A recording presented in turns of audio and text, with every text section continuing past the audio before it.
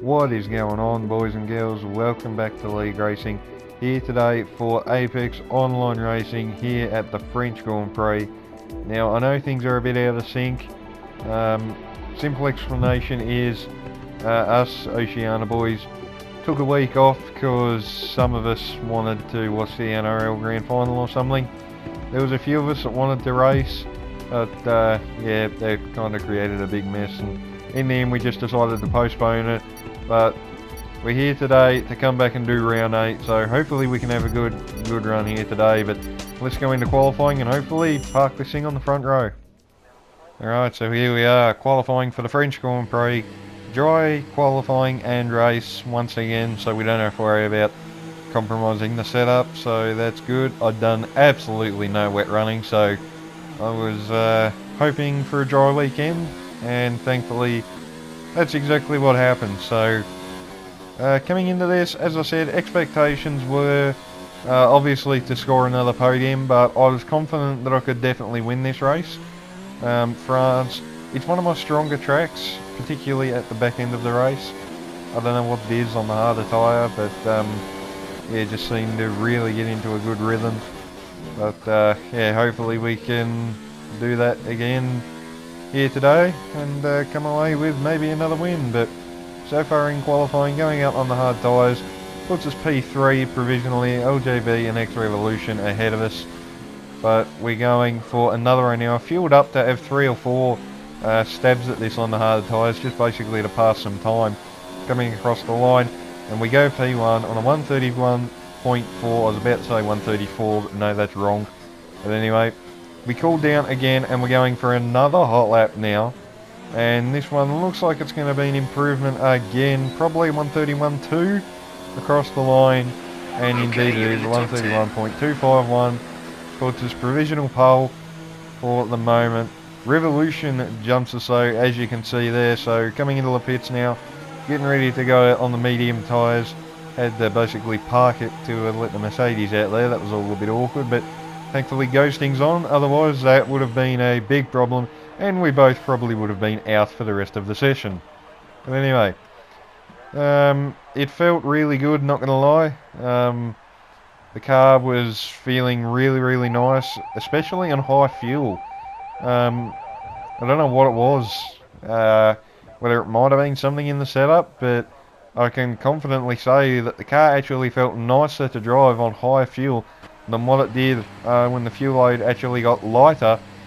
I know we went quicker and quicker as the fuel burned off, but the car just felt very touchy, if you know what I mean. It felt very pointy.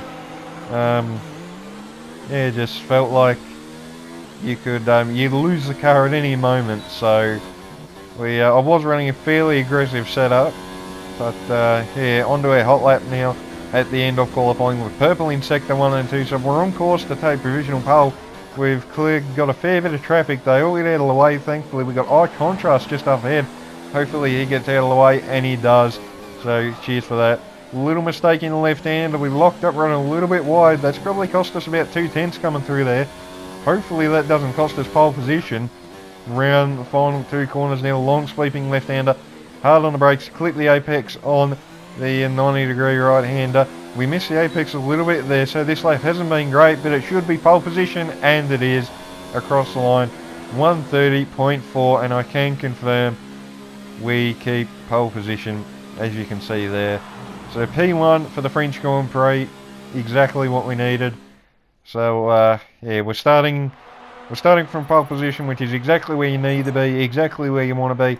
Darren 11 in P2, Plevs P3, then I think it's Swaggy P4, and Dubsy in P5. Pete Crichton down in 6, which is unusual to see a Mercedes down that far. I don't think they've been that far down since China.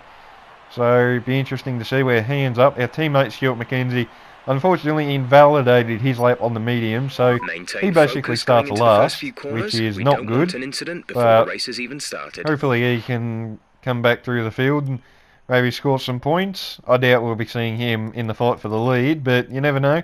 Safety cars, anything could happen, but yeah, dry race thankfully, as I said at the beginning of the video, so we don't have to worry about rain.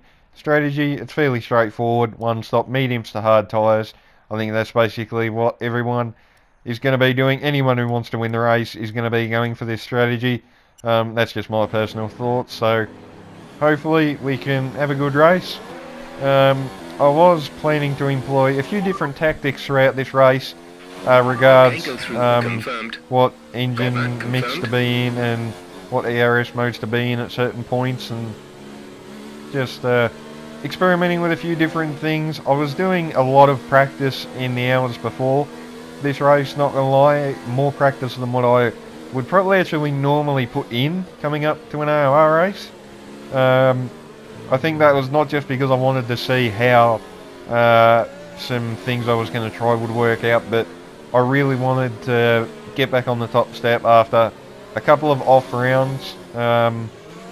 We haven't really been on form since Monaco. Monaco we only come away with a P3. Canada we only come away with a P2 with a controversial end to the race. Austria we ended up in a collision with Darren 11, which dropped us down to 6. And then last time out, well, we crossed the line in first, we ended up second on penalties. So we haven't won a race in a little while. So that was really my aim. I really wanted to win this race to get back on the top step, get some momentum going, and yeah, reforming back on the grid now. So hopefully we can make that happen. So here we are back on the grid, waiting for the last couple of guys to form up in the grid positions. Hopefully our teammate can have a good race, come up through the field, and yeah, hopefully help us out in the constructors a little bit. But here we go, awaiting 5 red lights for the French Grand Prix for Apex Online Racing. Away we go. Looks like a pretty good launch. Yes, we do. Alright, good launch. I couldn't remember what happened, but anyway, we get a good start down into turn 1, and we lead the Mercedes of Darren 11. So we've maintained pole position, pleasing P3. There's a spin behind us. That's Alfa Romeo around. I think that was Swaggy is facing the wrong way, and I'm not sure what has happened there. Hopefully our teammate has got through that unscathed, because if he's got damage already from that, then that's basically your race ruined. I think mostly everybody got through there. I think Contrast actually has some front wing damage, so that's going to hurt his race big time. Not really sure what happened there, to be honest. Apparently I think Swaggy and LJB come together. But anyway, on to lap 2. Still maintaining the lead. Fastest lap of the race at the end of lap 1. That doesn't mean nothing, obviously. Dubsy now up into P3, and that is a really stupid track extend. Okay, so we're going to have to be a bit of a good boy now. We've only got one more warning up our sleeve. So that was really, really stupid. But cutting on a few minutes, or a few moments later I should say, Darren right behind us, maybe looking for a move. What the hell? He's lagging everywhere. What the? Hey, okay. Okay, that was weird. Yeah, he was alongside us. He was in front of us. What the hell is going on? That Mercedes is all over the place. Yeah, he's obviously having some internet dramas. His internet can't be too flash at the moment. Dubsy will undoubtedly be very cautious if he tries to remove. Cutting on to lap 4. Darren with a good run on us. Is he going to send it up the inside into this long right-hander? Yes, he does. We leave him the space. He's still there, but we just managed to hang on, drive around the outside of the Mercedes, maintain a P1. Dubsy's still there in P3, ready to capitalise on any mistakes. Pete Crichton is, I think, in P4. I couldn't quite see back there, but we're maintaining the lead for now. But I was really, really nervous at this point, because after that lap 2 scare with Darren lagging everywhere, that it really made me nervous. But as you can see on the front straight, Dubsy now looking to attack the Mercedes down into turn 1. Been a while since the Ferrari showed himself at the front, but he goes up the inside and he's up into P2. And Jay Banks has left the session, so maybe some internet dramas for him there. But cutting on to lap 9, and we've managed to pull away ever so slightly, and Dubsy has actually managed to stay with us here, and we've actually pulled away from the Mercedes boys ever so slightly. Cutting on to lap 10, and I think one of them is in the pits. I'm not sure who, but cutting on to the end of lap 10, we're going to come in the pits now, and Dubsy and Darren, I think, are both following us in. So Hopefully we can have a good clean stop onto the hard tyres. Pete Crichton goes around one more time. He will undoubtedly box on this lap. Come in for a set of hards, and then it's going to be a 16 lap shoot to the end. 2.5 second stop from the boys, so good stop there. Dubsy retains provisionally second place ahead of Darren 11 in the Mercedes. I got to admit, I was actually really happy when he made that move, because I felt like it might give me a little bit of breathing space, but didn't really turn out that way. The Ferrari was just as menacing and wasn't really able to get rid of him in that first stint. I think the gap was not quite 2 seconds. Cutting onto the back straight, there's yellow flags, and that's our teammate Stuart McKenzie, who by the looks of it has had a spin, has made a mistake. Chatting to him in the party, sounds like I think he's tried to go for a move on Plevs, and he's just misjudged it a little bit and kind of had a half spin, so a bit unfortunate for our teammate there.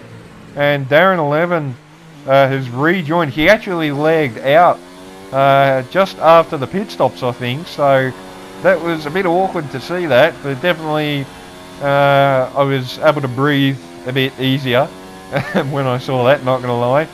But yeah, setting a couple of fastest laps now, was really just trying to bridge the gap to Dubsy as much as I humanly could, while trying obviously to avoid getting warnings and penalties, because yeah, if you haven't seen last episode, penalties cost us a win in Britain, and we're going to try and make sure that doesn't happen this time around. Another fastest lap of the race on lap 14.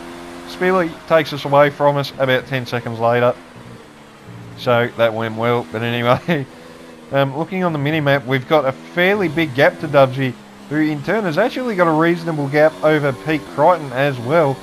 So the Ferrari driver could be on for a podium finish here. It's been a while for him, so it'd be good to see him back on the podium. But anyway, team radio. Our gap behind is 5.3 seconds. They're on fresh hards. Their tyres are 4 laps old. The time last lap was a 1:34.8. Alright, so we've got a gap of nearly 6 seconds over the Ferrari, so we're looking fairly, we're looking good to win this race at the moment, but we can't speak too soon. Still about 12 laps to go. Revolution ahead of us, who is yet to make his pit stop. I think he's on the alternate strategy, and he peeled in at the end of lap 15, which released us back into first position. Going for a fastest lap attempt here on lap 17. I wanted 26 points. I know that sounds very reminiscent of Valtteri Bottas at the season opener in Australia, but you know what? Every point matters. And yeah, we got fastest lap back on a 33.7. Cutting on to lap 20, Pete Crichton and Dubsy. And Pete is trying for a move on the Ferrari, and I think he's got it done up into second place. And I can confirm, well, I did have the stream playing very close to me as well, so I could catch glimpses of what happened.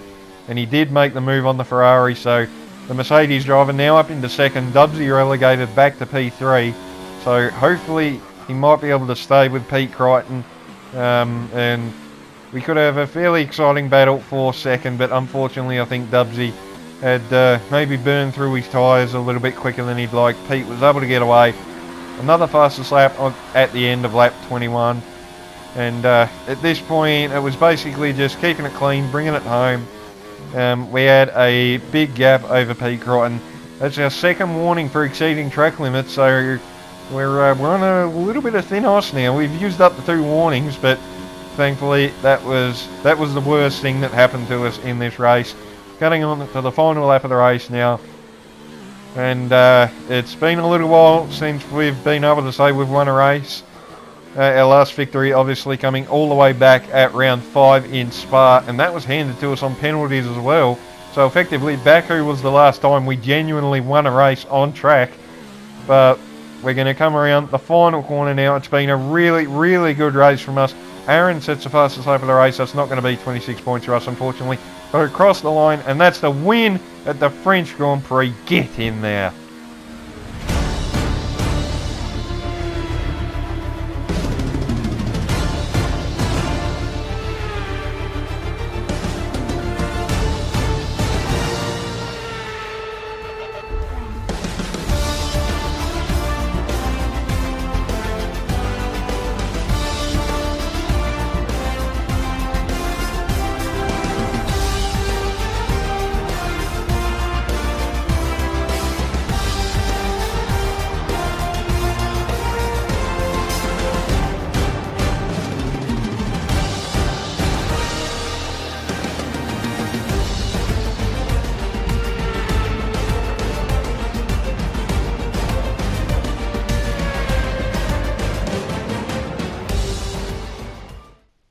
So there we go, guys. That has been Apex Online Racing here today for round number 8, the French Grand Prix.